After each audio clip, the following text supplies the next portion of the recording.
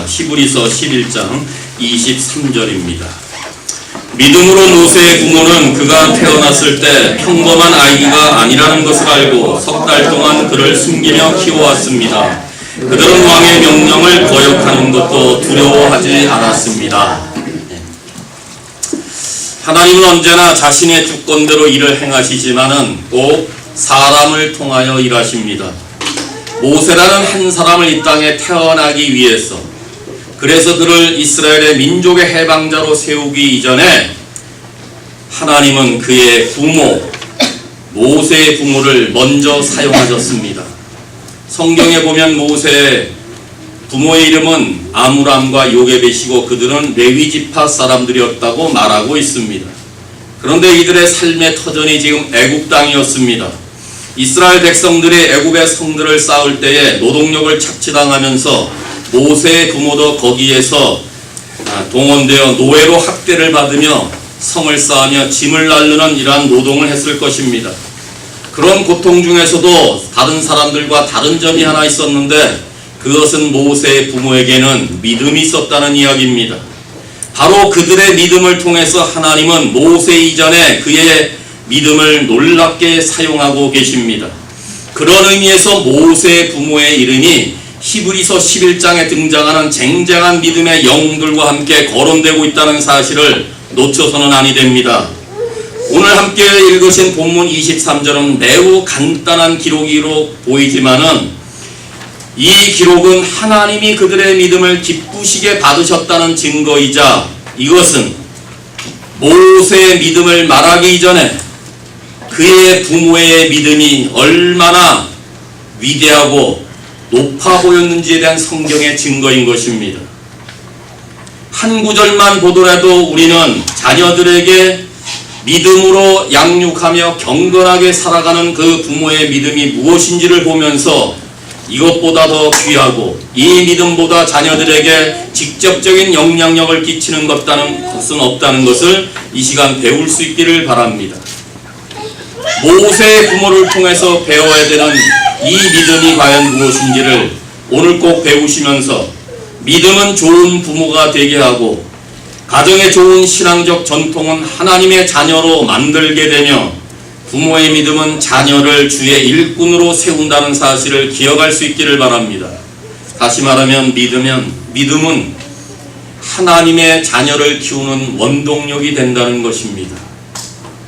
성경은 마지막 날에 고통당하는 때가 이르게 될 때에 그때는 사람들이 자기를 사랑하고 돈만 사랑하며 다른 사람들 헐뜯고 비난하며 부모님께 순종하지도 아니하고 감사치도 아니하고 하나님이 원하시는 삶을 살 수 없는 시대가 올 것을 이미 경고하고 있었습니다. 가면 갈수록 다른 사람에 대해 사랑도 없고 나쁜 말을 하고 잔인하며 선한 것을 싫어하며 배반하고 성급하게 행동하고 교만하며 쾌락을 즐기며 하나님을 사랑하지 않는 이 시대에 어떻게 우리의 자녀들을 키울 수가 있겠습니까? 어떻게 내 자녀를 하나님의 뜻에 알맞는 성경적인 가정으로 세울 수가 있으며 그들의 믿음을 어떻게 우리가 책임지며 그래서 그들 모두가 믿음의 계승자로 어떻게 세워야 할까요? 모세를 통하여 하나님의 구원의 역사를 이루었다는 사실도 중요한 일이지만은 하나님은 그 역사를 이루시는 성취 과정에서 모세의 부모를 어떻게 사용하였는지 그들의 부모의 믿음은 과연 어떤 것인지 그 믿음이 오늘 이 시대를 사는 우리들에게는 어떤 교훈을 주는지 꼭 주목할 필요가 있습니다. 모세의 부모의 믿음이 오늘 히브리서 믿음의 장에 등장되어지고 있는 이 믿음은 과연 어떤 믿음입니까? 모세의 부모가 말하는 그 믿음은 무엇을 말하는 것입니까? 먼저 모세의 부모는 하나님의 약속의 말씀을 근거한 믿음을 가지고 있었다는 것입니다. 믿음은 하나님의 약속의 말씀을 언제나 근거하는 것입니다. 모세의 부모는 자녀를 믿음으로 낳고 자녀를 믿음으로 키워야 하는 점을 분명히 보여주고 있습니다. 오늘 우리도 좋은 부모가 되어야 된다는 거 모르는 사람이 누가 있겠습니까? 좋은 부모가 되어야 되는 건 좋은 이야기지만은 무엇보다 하나님의 자녀들은 예수를 믿는 부모들은 확실한 믿음의 부모가 되어야 되는 것이 더 중요하다 그 말입니다. 부모가 오락가락하는 믿음을 가지고 있다면, 좌우로 흔들리는 믿음을 가지고 있다면 내 자녀가 올바른 믿음을 가질 수 있다고 보장할 수가 없습니다. 어떻게 보면 사실은 자녀의 문제가 아니라 부모 문제일 것입니다. 그러니 먼저 부모가 자신의 믿음을 튼튼하게 세워야 합니다. 자녀들을 하나님의 자녀로 세우기 위해서는 부모가 먼저 믿음이 있어야 된다는 말입니다. 히브리서 기자는 모세의 부모가 바로왕의 명령을 거역하는 것도 두려워하지 아니하고 아이를 키웠다고 말합니다. 이것은 요셉을 알지 못하는 새로운 통치자가 일어나서 권좌에 오르게 되자 이스라엘 백성들에게 앞으로 남자아이가 태어나면 무조건 강가에 버리라는 끔찍한 법령이 선포되는 그 시대에 모세의 부모의 믿음이 어떠했는지를 보여주고 있습니다. 오늘날에는 상상할 수도 없는 일이 그때 일어났던 것입니다. 이 같은 암울한 시대에 아므람과 요게벳, 모세의 부모는 얼마나 잠 못 이루는 밤을 지냈을까요? 여보, 아들을 낳으면 어떻게 할까요? 내다 버려야지 할 수 있겠어? 아니야. 하나님이 주신 아이라면은 왕이 뭐라고 명령해도 하나님의 명령에 순종해야 돼. 이런 고통스러운 대화가 날마다 진행되는 가운데 밤잠을 못 이루었을 것입니다. 그러던 어느 날 정말 아들을 낳았습니다. 본문의 그 아이는 평범한 아이가 아니라는 것을 보고 개역 한글에는 아름다운 아이임을 보고 부모는 아이를 키웠다고 되어 있습니다. 아름다운 아이라는 말은 외모가 준수하다, 사람이 보기에 잘났다는 표현이 아니라 하나님 보시기에 합당하다는 뜻의 이 표현입니다. 즉 아이는 하나님께서 반드시 쓰실 거야 라는 그 믿음이 모세의 부모에게 있었다는 것입니다. 그래서 모세의 부모는 아버지와 어머니가 함께, 성경을 잘 보세요. 아버지가 키웠다는 말이 아니고 어머니가 그를 키웠다는 것이 아니라 아버지와 어머니가 함께 그 아이를 기르기로 결정했다는 것입니다. 보통 결단이 아닙니다. 아들을 이제 죽여야 되는 그 법령 앞에서 그들은 함께, 어머니와 아버지가, 부부가 함께 헌신하고 자녀를 키웠다는 것입니다. 이처럼 부부가 함께 헌신하고 부부가 믿음으로 결단하며 부부가 함께 하나님의 뜻을 구하는 이 가정이야말로 얼마나 복된 가정이며 그런 아이를 키우는 부모가 있다는 것은 얼마나 복된 삶이겠습니까? 그렇다면 모세의 부모가 믿음으로 나가고 말할 때 이 믿음으로 무엇을 믿었다는 것입니까? 하나님의 약속의 말씀일 것입니다. 하나님의 어떤 약속의 말씀입니까? 아마 지금까지 믿음의 선조들이 계속적으로 전달되어진 이 말씀을 그들은 듣고 있었습니다. 애굽 땅에서 노예 삶을 살면서도 아브라함을 통해 전달되어진 하늘의 메시지가 여기까지 증거되고 있다는 사실을 모세의 부모를 통해서 증명해주고 있는데 그들은 분명히 하나님의 약속이 무엇 하나를 놓치지 않고 특별히 알고 있었는데 그 중에 하나가 아마 창세기 15장 13절에서 16절까지의 말씀으로 저는 확신합니다. 창세기 15장 13절에서 16절까지 보시면은 하나님께서 아브라함에게 주신 예언의 약속입니다. 이 약속은 이스라엘 땅이 앞으로 애굽 땅에 있다가 고난을 겪은 다음에 다시 땅으로 돌아올 것에 대한 예언에 성취되는 그 말씀입니다. 내 자손이 계기 되어 그들을 섬기겠고 그들이 400년 동안 내 자손을 괴롭게 하리라. 내 자손은 4대 만에 많은 재물을 가지고 애굽에서 가나안 땅으로 다시 돌아오게 될 것을 말씀하셨던 그 약속을 말합니다. 아브라함을 제외하고 손자의 손자 때, 개역 한글은 4대 만에 돌아온다는 내용 중에 4대는 과연 누구일까요? 아브라함에게 주셨으니까 아브라함을 제외한 4대는 이삭과 야곱과 요셉과 그리고 모세가 태어나는 그 시대를 의미할 것입니다. 모세의 부모는 이 말씀을 믿고 약속의 말씀을 붙들고 태어날 아들에게 민족 해방의 꿈을 기대하고 그래서 태어나기만 하면은 그 약속의 말씀대로 키울 것을 결심했다는 의미입니다. 그러니까 틀림없이 모세의 부모는 이 약속의 말씀을 알고 있었고 믿고 있었다. 그래서 결국은 하나님이 이 아이를 통하여 무엇인가 분명히 중대한 일을 하실 것에 대한 믿음을 가지고 있었다. 이것이 믿음으로 그의 부모는 이라고 말하는 것입니다.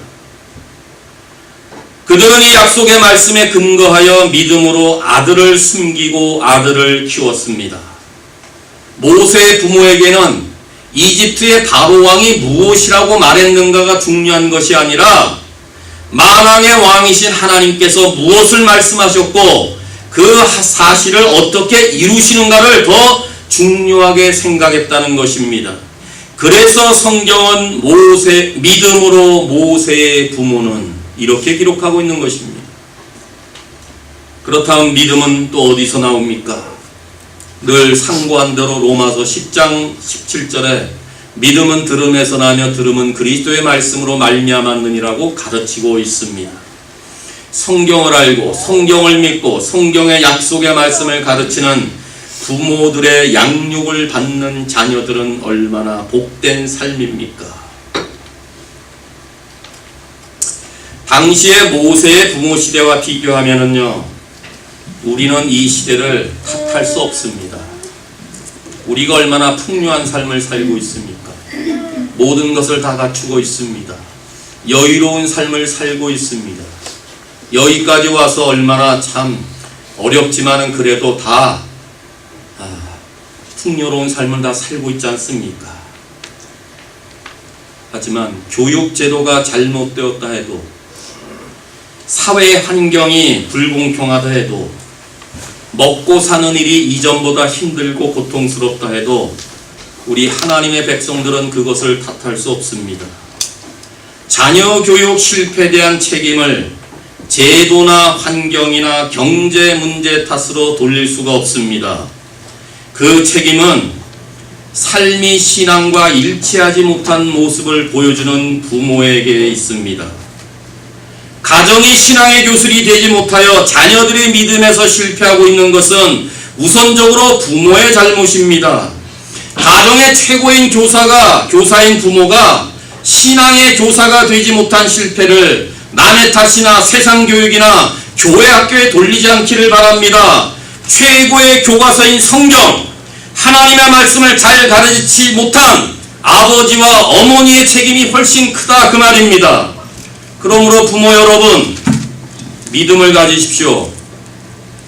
하나님의 말씀을 신뢰하는 믿음을 소유하십시오. 그 약속의 말씀을 강건하게 붙잡고 그 말씀대로 사는 부모의 삶을 자녀들에게 보이십시오. 하나님은 약속의 말씀을 붙드는 부모들을 붙들어 주십니다. 말씀을 믿고 그 말씀을 붙들고 그 말씀대로 사는 부모의 믿음의 본을 통하여 우리 자녀들도 동일한 믿음의 계승자가 되는 놀라운 역사가 앞으로 이루어지기를 바랍니다. 모세의 부모는 어떤 믿음을 가지고 있었습니까? 인간적인 두려움을 극복하는 용기가 그들 믿음 가운데 있었다는 것입니다. 모세의 부모는 믿음으로 왕의 명령을 거역하는 것을 두려워하지 않았다고 말합니다. 그런데 사실 두려워할 수밖에 없는 상황 아닙니까? 아이를 집안에 숨겨놓으면 걸리면 큰일 나는 일 아닙니까? 아이의 울음소리가 들리면은 모든 것이 끝장입니다.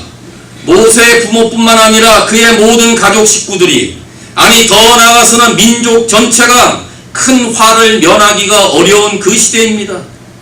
그런데도 성경은 애굽의 통치자였던 바로 왕을 두려워하지 아니하는 그 용기가 이들에게 있었는데, 이 용기를 단순히 자식을 사랑하는 부성애와 모성애로만 설명할 수 있겠습니까?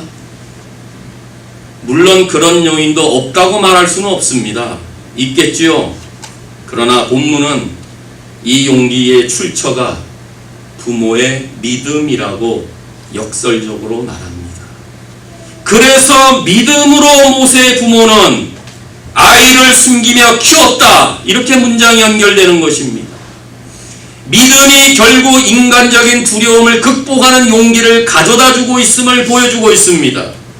결국 이렇게 행할 수 있었던 용기는 모세의 부모가 단순히 나라의 왕의 시선을 둔 것이 아니라 온갖 법령을 전달하는 왕의 통치자의 권세를 무서워한 것이 아니라 그보다 더 훨씬 높고 위대하신 전지전능하신 하나님께 시선을 두었기 때문에 그는 사람의 명령을 두려워하지 않았다고 말하는 것입니다.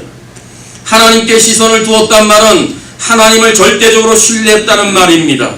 하나님을 신뢰했다는 말은 두려운 가운데서도 하나님만을 바라보았다는 것입니다. 시편 56편의 시편 기자가 내가 두렵고 떨릴 때에는 내가 주를 의지하겠습니다. 개역 한글에는 두렵고 떨릴 때는 내가 주를 의지하겠습니다. 내가 하나님을 신뢰하였더니 두려움이 없어집니다. 이렇게 노래하고 있습니다. 시편 27편 1절은 함께 찬양한 대로 여호와가 나의 빛이시며 나의 구원자시니 내가 누구를 두려워하리요. 여호와는 내 인생의 요새시니 내가 누구를 무서워하리요. 이렇게 노래하고 있습니다.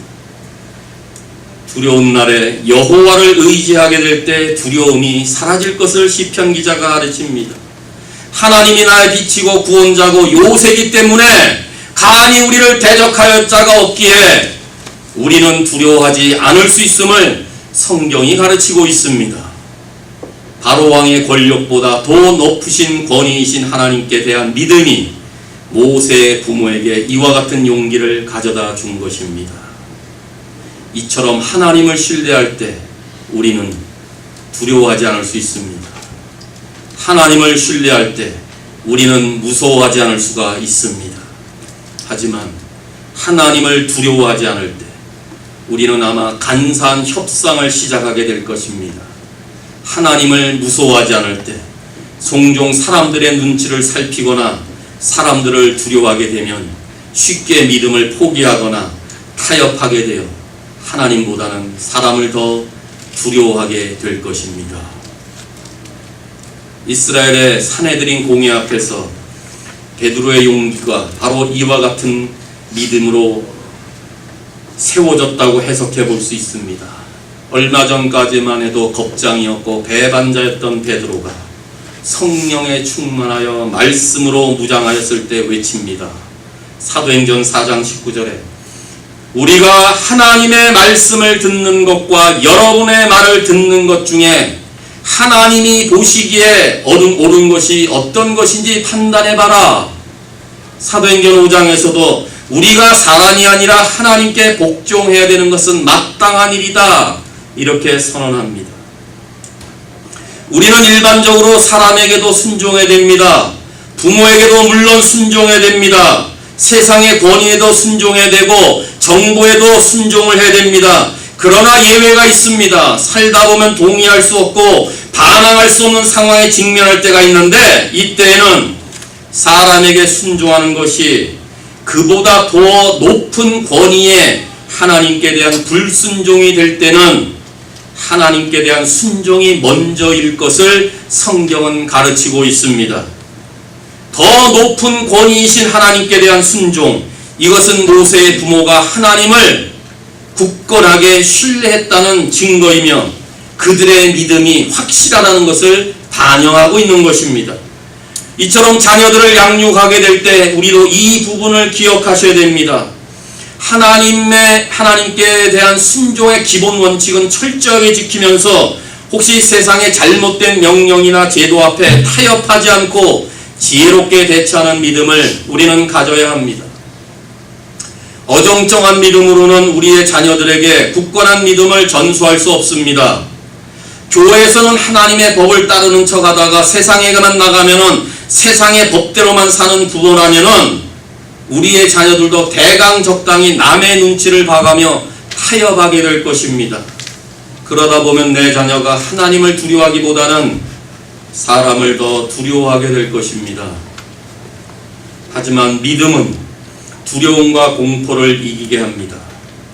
죽음의 순간에서 왕을 두려워하지 않았던 것은 하나님을 더 두려워했던 모세의 부모의 믿음이요 그들의 확실한 신앙이었습니다. 이는 우리 부모가 자녀들에게 보여주어야 될 신앙의 모습이며 믿음의 교육입니다. 믿음은 결코 타협하지 않습니다. 믿음은 하나님을 두려워하고 끝까지 신앙을 지키게 합니다. 모세의 부모가 그러했습니다. 성경은 모세의 부모에 대한 믿음에 대해 많은 부분을 할애하지 않습니다. 딱 한 줄입니다. 하지만 그들은 하나님의 인도하심을 구했고 그 하나님의 선한 도움의 손길을 믿었고 왕을 두려워하지 않은 믿음으로 모세를 끝까지 지켜냈음을 강조하고 있습니다. 모세의 부모도 우리와 같은 성정을 가진 자들로서 그렇게 했다면 우리도 그렇게 할 수 있습니다. 하나님을 두려워하면 우리도 그렇게 할 수 있습니다. 하늘의 하나님을 신뢰하기만 하면 우리도 그렇게 살 수 있습니다. 자녀에게 존경받는 부모가 가장 훌륭한 부모 아닙니까? 사람은 존경하는 사람을 순종하게 되어 있습니다. 자녀가 순종하길 원한다면 먼저 존경받을 만한 부모가 되십시오. 하나님을 겉모습이 아닌 진심으로 경외하는 부모라면 자녀들이 존경할 수밖에 없습니다. 그러므로 먼저 하나님을 존경하는 부모가 되십시오. 부모들 하나님을 먼저 경외하는 자를 되십시오. 하나님을 두려워하는 마음으로 부모들이 먼저 잘 섬기십시오. 하나님은 이 시대에도 어떤 난관에도 불구하고 사람을 두려워하지 않고 하나님만 두려워하는 부모를 지금도 원하십니다. 하늘의 하나님은 자녀들에게 인간을 두려워함보다 하나님을 경외하는 자식을 가르치는 부모를 이 시대에 요구하십니다. 세속화와 불신앙의 시대의 흐름을 거부하고 하나님을 경외하는 참된 아버지, 참된 어머니를 지금도 찾으십니다. 또 한 사람의 모세를 키우기 위해서 말입니다. 나로 인해서 모세 같은 놀라운 하나님의 일꾼이 나온다면 얼마나 하나님께 큰 기쁨이 되겠습니까? 부모의 세대는 보잘것없고 어렵고 힘든 세대를 달려와서 자녀들에게 드러낼 것은 하나도 없다 할지라도 내가 키운 그 한 사람의 자녀가 모세와 같이 하나님께 쓰임받는 남은 세대 인도자가 된다면 그 부모님은 하나님께 모든 것을 다 바친 자들이며 하나님께 기쁨이 되는 위대한 부모의 믿음임을 기억할 수 있기를 바랍니다. 또 한 사람의 모세를 양육하기 위하여 하나님의 말씀의 약속을 굳건히 붙들고 또 한 사람의 모세를 내가 세우기 위해서 하나님을 두려워하는 이런 부모들 될 수 있기를 바랍니다. 그러므로 우리의 남은 세월 하나님을 두려워하는 믿음의 용기로 이 세상에서 승리할 뿐만 아니라 그런 자녀를 키우는 일에 힘을 다하는 부모 여러분 될 수 있기를 바랍니다. 모세의 부모의 믿음은 또 어떻게 드러납니까? 언제나 최선을 다하는 행동으로 나타났습니다. 참된 믿음은 언제나 최선을 다하는 행동으로 나타나야 합니다. 성경은 모세의 부모가 믿음으로 하나님께서 그 아들을 살리실 것을 믿고 애국 강가에 던졌다 이렇게 말하지 않습니다. 믿음이 있으면 아이가 낳자마자 알아서 던지면 하나님이 알아서 살려주겠다 이렇게 기록하지 않습니다. 오히려 그들은 믿음으로 모세를 3달 동안 감추며 기르는 행동으로 나타난 것을 기록하고 있습니다. 믿기 때문에 아무것도 안 한 것이 아니라 믿기 때문에 최선을 다한 것을 말합니다. 참된 믿음은 무사한 일을 말하지 않습니다. 참된 신앙이란 아무것도 하지 않는 것이 아니라 하나님을 신뢰하기 때문에 주어진 모든 일에 최선을 다하는 것임을 모세의 부모가 보여주고 있습니다. 모세의 부모도 왜 그렇게 생각하지 않았을까요? 아들을 낳았는데 믿음이 있다니까 맞아 하나님의 뜻이 있어서 아들을 낳았어 분명히 하나님이 이 아들을 쓰시기 원한다면은 내가 절로 내보내도 하나님이 알아서 살리실 거야. 이런 믿음으로 아이를 낳자마자 나일 강가에 던지지 않았다 그 말입니다. 하나님께서 주신 아이라면은 어떻든지 최선을 다해서 길러야 된다고 생각했던 것입니다. 하나님이 어떻게 역사하실까 믿음으로 기대하며 주어진 상황에서 최선을 다한 것이 바로 모세의 믿음의 내용을 말하고 있습니다. 이제 하나님의 위대하고 기막힌 간섭이 섭리가 어떻게 진행됐는지를 잘 살펴보십시오. 출애굽기 2장을 근거로 하면 이렇게 이야기가 진행되고 있습니다. 모세의 부모가 아이를 더 숨길 수 없자 갈대 상자에 아이를 담아서 하숫가에 두게 합니다. 여기서도 하숫가에 담아서 떠내려 버리면 하나님이 알아서 다 해주실 거야 하고 손 놓고 기다린 것이 아닙니다. 마지막 상황에도 할 수 있는 최선을 이 부모가 행하고 있습니다. 바로 모세의 누이 미리암을 보내면서 어떤 상황이 벌어질 것인가 네가 가서 보아라. 미리암을 그 현장에 보냅니다. 그때 바로의 딸이 때를 맞춰 목욕하러 나옵니다. 왕궁에도 목욕탕이 있었을 텐데 강가에 목욕하러 나온다고 성경은 기록했으니 이것이 우연입니까? 그것도 갈대 상자가 있는 곳까지 왔습니다. 시간을 딱 맞춰 왔습니다. 상자를 열어보니 자기의 아버지 바로 왕이 어명대로라면 마땅히 죽어야 했던 히브리 노예의 아기가 갑자기 상자를 여는 순간 울음을 터뜨렸습니다. 우연일까요? 공주는 그 아이를 보자 불쌍히 여겨 그를 데려다가 기르기로 결정했습니다. 유모가 필요했습니다. 바로 그때 모세의 누이가 등장하여 공주에게 유모를 불러다 줄 것을 제안합니다. 우연일까요? 그래서 모세의 친어머니가 그의 유모가 되어 그 무서운 때에 모세의 부모는 세계 최강의 왕실로부터 양육비를 받아가면서 자기의 아들을 당당하게 키울 수 있었던 것입니다. 이 모든 것이 다 우연이라고 생각하십니까? 우연으로 보이는 이 사건 뒤에 지금 누가 일하고 계십니까? 하나님이십니다. 하나님이 하신 것입니다. 이것이 최선을 다해 믿음으로 행동하는 모세의 부모 배후에서 역사하신 하나님의 위대하고도 기막힌 섭리인 것입니다. 하나님을 경외하며 믿음으로 자식을 기른 부모에 대한 최선을 다한 그 행함에 하나님의 보상이었던 것입니다. 이제 자기 아들을 데려다가 궁중으로 다시 내보내기까지 그의 부모가 어머니와 아버지가 양육했던 수년간의 삶이 얼마나 중요한 시간이었을까 한번 또 생각해 볼 수 있기를 바랍니다. 모세의 부모가 그의 아들을 안고 1년, 2년, 3살, 4살이 될 때까지 이 꼬마 아이를 보면서 모세야 저기 뜨거운 태양볕 밑에서 애굽 사람들의 채찍에 맞아 고생하며 학대를 받는 그 민족이 누구의 민족인지 아냐? 바로 네 동족이란다. 너는 커서 하나님의 명령을 받들어 그들을 구원해낼 하나님의 사람의 사명을 감당해야 돼. 매일 날마다 1년, 2년 젖을 뗄 때까지 이 말씀으로 그의 어머니와 아버지는 양육했을 것입니다. 잠언 22장 6절에 아이에게 올바른 길을 가르쳐라. 그러면 늙어서도 그 길을 떠나지 않을 것이다. 권면합니다.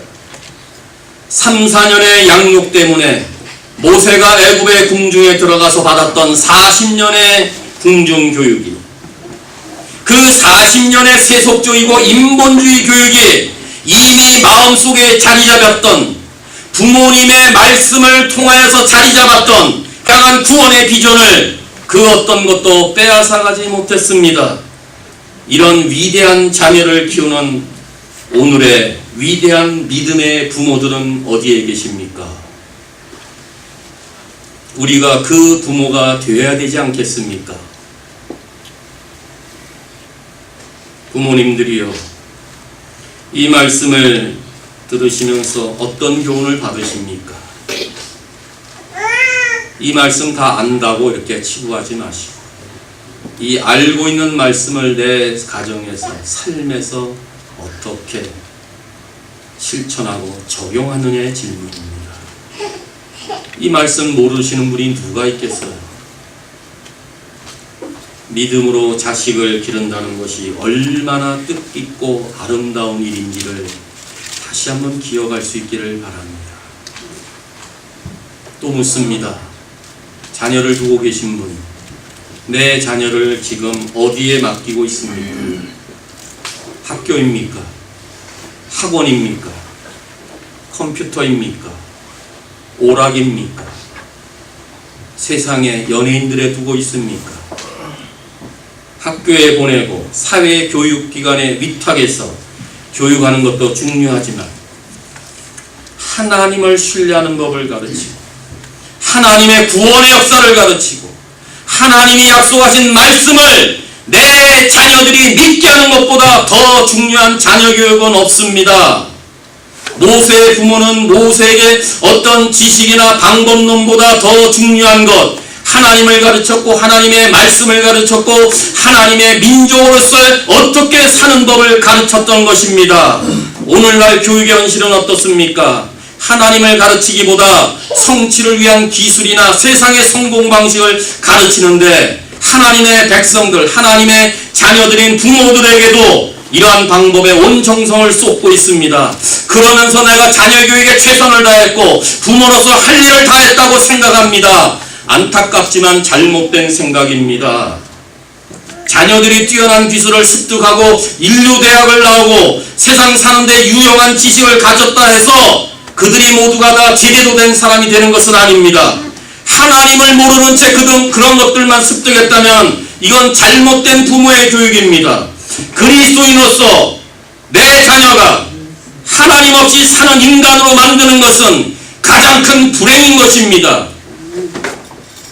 하나님의 자녀들이 하늘의 시민권자의 특권을 가지고 가야 할 영원한 본향에 소망하며 이 세상과 구별된 백성으로 세상과 다른 마음을 품도록 교육해야 될 내 자녀가 온갖 세상의 방법과 성공의 방식을 취하는 가운데 정말 내 자녀가 하나님 없이 소망 없이 천국에 아무런 바람이 없이 산다면 미안하지만 내 그 자녀들을 내가 지금 천국이 아닌 지옥 가는데 일조하는 부모가 되는 것입니다. 하나님을 사랑하고 두려워하고 하나님을 섬기는 자녀를 만드는 것이 자녀 교육의 핵심이라는 사실을 누가 모릅니까? 여기까지 신앙생활 해오신 분들이 오늘 말씀하는 내용 모르실 분이 또 누가 있습니까? 신명기 6장 4절에서 나오는 쉐마라고 말하는 이스라엘아 들으라. 유다인들이 아직도 예수를 믿지 않지만 이들은 아직까지도 이 말씀대로 하나님을 사랑하고 하나님을 경외하고 하나님을 두려워하고 하나님을 섬기는 법을 유대법에 의해서 이 말씀에 근거해서 아직까지 가르치고 있습니다. 하나님을 사랑하면 부모를 사랑하고 하나님을 정말 사랑하면 이웃을 사랑하게 되고 하나님을 정말 사랑하게 되면 나라와 민족을 사랑하게 됩니다. 자녀들이 창조주 하나님을 기억하고 하나님의 공의와 사랑을 알도록 지속적으로 가르칠 수 있는 부모 될 수 있기를 바랍니다. 하나님을 두려워할 줄 모르면 세상의 마지막 때 당하는 고통 때 그 모습처럼 방자하고 교만해집니다. 하나님을 경외하지 않으면 내 자녀가 앞으로 더욱더 무정하고 사나워지고 잔인해지고 하나님 없이 살게 됩니다. 하나님을 경외하는 자녀로 키우는 믿음의 부모가 될 수 있기를 바랍니다. 부모의 믿음의 삶을 통하여 자녀들에게 영원하고 무한하시고 능력이 한이 없으시고 신실하시고 우리의 형편과 처지를 아시는 그분께서 마지막까지 친히 주의 나라로 인도해 주실 그 하나님을 우리의 삶으로 보여주시는 믿음의 평생 될 수 있기를 바랍니다.